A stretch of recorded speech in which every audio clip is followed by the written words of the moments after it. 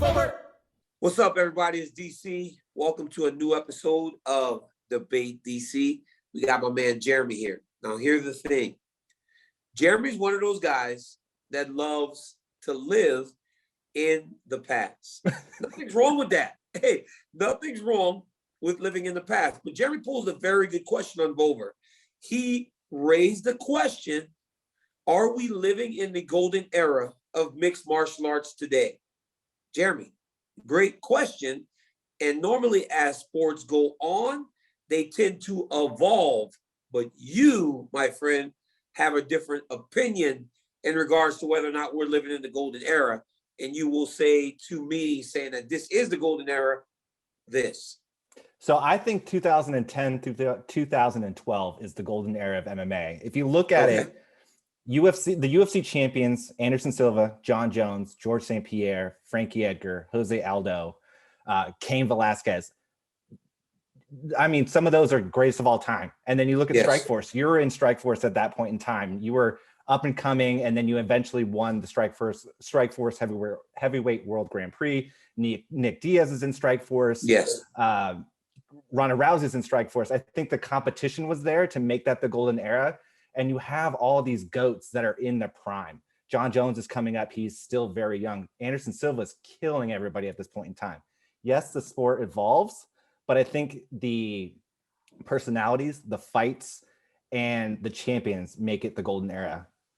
So to me, for me, is this, right? And you make a strong case. I do understand what you mean, but people also point to the Attitude Era in wrestling as the greatest time in wrestling, right? But after a while, it becomes a bit of nostalgia and not necessarily true, right? Because you were younger then.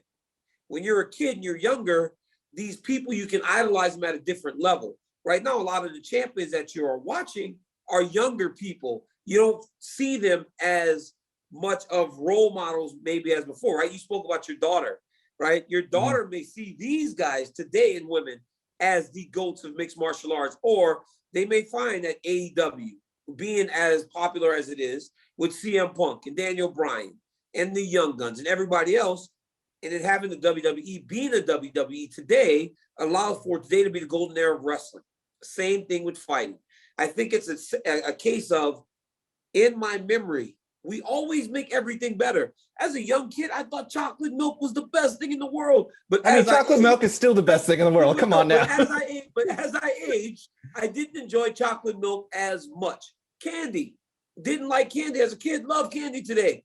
I think the champions today are more skilled. And I honestly believe the personalities are even bigger than those personalities back in 2010 to 2012. Experiences as a young fighter myself, it was a great time in the sport, but I cannot look back 10, 11 years and think that it was a better time for the sport of MMA as it is today. I think it's difficult to compare because of I think what 2010 through 2012 set the stage for this. I think because of the popularity that Anderson Silva, John Jones, George St. Pierre brought to the product, set the stage for this. And I think but no, finish. You don't have to stop when we talk. This is a debate. This is a debate. Yeah, you don't have to stop because I talk. Well, I thought you were coming in, so I wanted to give you a stop. That's you losing to me. When no, you're not willing to engage with me on this type of terms, then you lose. No, you were going to cut in, so I was going to come back with you. Okay, but listen to what I'm saying here.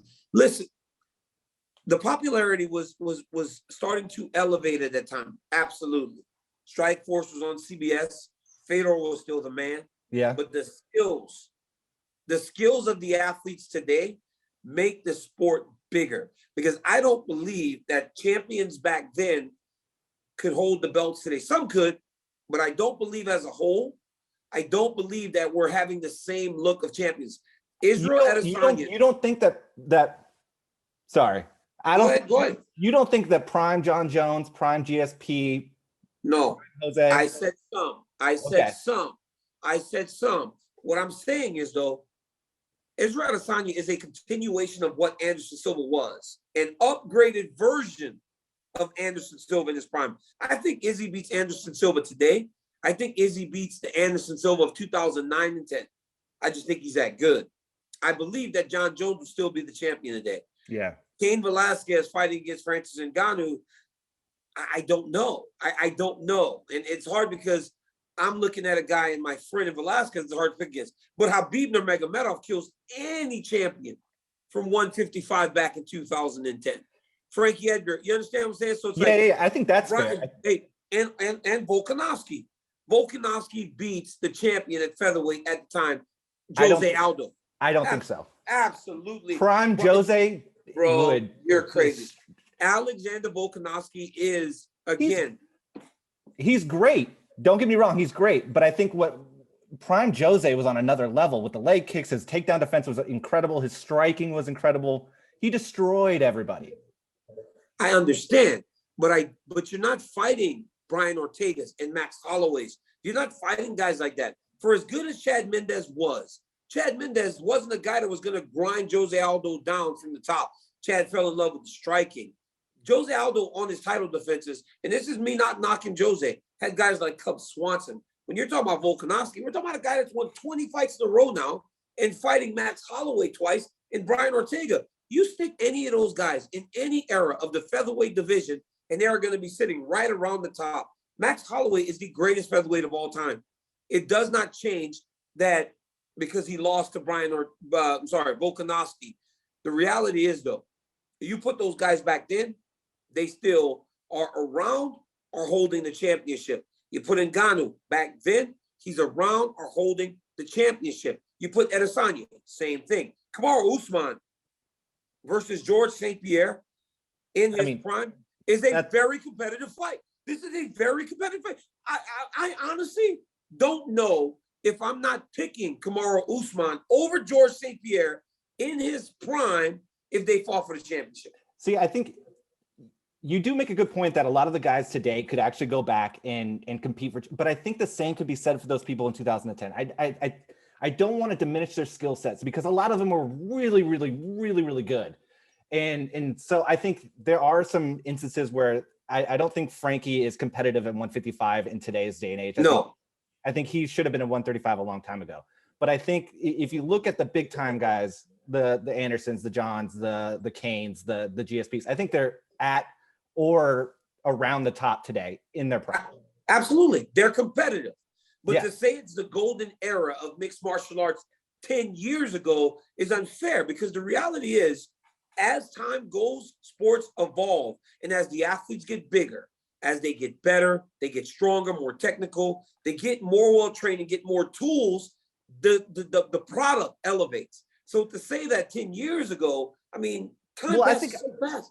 I mean, I look at it as just like everything in that point in time just felt perfect. It's the same way. It's you being younger. It's the same way that NBA fans look at the 90s and say like the 90s were the golden era with Michael Jordan. But was it though? But was it? But was it? We got dudes like Giannis running around at 7 foot now doing that. No. We got dudes like KD, who's the best player in the league. It's just it's perception and the way that you look at it, in the way that you understand the golden era and the way that you want to take in everything. I really believe, Jeremy, that there's something in our head, right? That nostalgia, it makes you remember things that maybe aren't as good as you thought in that moment. Now, the mixed martial arts is great, but don't forget, we're talking about the golden era of mixed martial arts. Fedor fought a guy named Brett Rogers, right, on CBS. Brett Rogers was hot at that time. Brett Rogers was trash, but Brett Rogers was a B-level Derek Lewis. Like, you saw what Derek got done to him against Cyril Gane. He was a B-level Derek Lewis. He fought Fedor on CBS. But I'm telling you, it's something in our mind. It's something in our DNA that makes us look back on things, and it seems like it's so much better. Like driving in my hometown now. I'll go across town. It felt like when my mom drove me places as a kid, it took forever. But now it takes 5 minutes. This ditch that I used to play in felt like the biggest ditch in the world. It's like a swimming pool. Now I'm just hopping across it as an adult. I think we cannot forget that as time goes, Jeremy, so does the world and so does the sport. Today, you're living in the greatest time in mixed martial arts history because and I will state this and let you have the closing arguments, because athletes are bigger, better, faster, stronger. The sport has grown. And part of the reason the sport's grown so tremendously is because of Dana White and his bulliness to get back to work in the midst of the pandemic. Because when everybody else was shut down, the UFC was going, and they had eyes on these athletes, eyes that don't normally tune into these athletes. They had no basketball, they had no football, they had nothing to distract them. So what they did was they watched MMA, and they fell in love with the athletes and the stories. And now the sport is truly global and as big as it's ever been. If sports is big, my man, Yeah, the sport is this big, it is the best time for it. I'm saying the 2-year window of 2010 through 2012 set the stage for this, and that is why it is the golden era. Without the likes of a John or a GSP, a Nick, a Nate, all those guys paving the way, I don't think it gets to this point to this level. I think, yes, we are living in a great era of mixed martial art. It's great. It's big. We're getting a ton of great fights. We have great fighters. But I think what 2010 through 2012 provided was the stepping stone. And that's why it is the golden era, because those guys set the stage for everybody. John revolutionized the light heavyweight division. Anderson revolutionized striking in MMA. All those guys revolutionized the sport, and they did it in that time frame. That's why they did. It was a great time to be in it. It was a great time. It's why I started doing it, because in that time, I saw what it could become. But ultimately, pioneers are pioneers for a reason. And once your time has passed as a pioneer, it elevates to the next thing. And we are where we are today. And guess what? 10 years down the line, somebody that's watching MMA at the age that you are watching it right now goes, man, there was a time when there was Israel Adesanya as the champion and Alexander Volkanovski, and there was Amanda Nunes with 2 belts, Conor McGregor, and Habib. And then somebody at that time is going to go, yeah, but this kid right now is bigger and better than anybody. Hey, that's why, for as good as Barry Sanders was, and for as good as Troy Aikman was, and Joe Montana was the GOAT in the 80s, now people recognize Tom Brady as the GOAT today because of all his titles. As time goes, my friend, so does the sport. And people will continue to evolve with it, but it'll still be you and me, right? Looking back on the good old days, looking back when they could do the bikini contest on the WWE on national television, when they could cuss. You're going to look back on Nick Diaz and Nate Diaz before Fox even got into the UFC. We're going to look back on those times with great memories.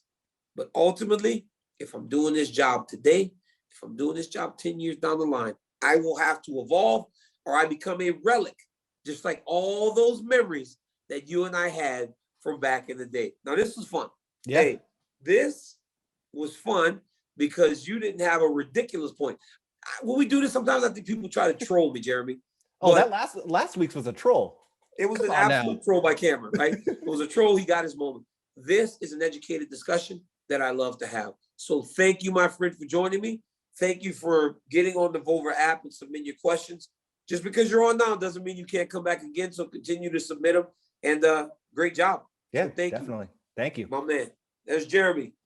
Everybody, thank you so much for joining me on another episode of Debate DC. Dare I say, that's 2 wins for me. No, 0 I got that one. Fans right now. That's 2 for me, 0 for the fans. Until next week, you guys keep submitting those questions. Go to the Vover app, Debate DC link, right in that conversation. Submit those questions, I'll answer them. And maybe you could come sit and get the smackdown like I just laid down on Jeremy. Until next time, we'll see you guys.